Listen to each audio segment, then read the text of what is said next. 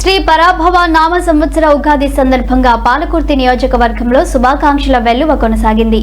ఈ సందర్భంగా పాలకుర్తి ఎమ్మెల్యే యశస్విని రెడ్డి మరియు TPCC vice president Jhansi Rajender Reddy ప్రజలకు, పార్టీ శ్రేణులకు ఉగాది శుభాకాంక్షలు తెలియజేశారు. ఈ సందర్భంగా వారు మాట్లాడుతూ కొత్త సంవత్సరం ప్రతి కుటుంబంలో సుఖ సంతోషాలు నింపాలని, ఆరోగ్యం, ఐశ్వర్యం కలగాలని ఆకాంక్షించారు. రైతులు అభివృద్ధి చెందాలని, యువతకు మంచి అవకాశాలు రావాలని, మహిళలు అన్ని రంగాల్లో ముందుకు సాగాలని ఆశాభావం వ్యక్తం చేశారు.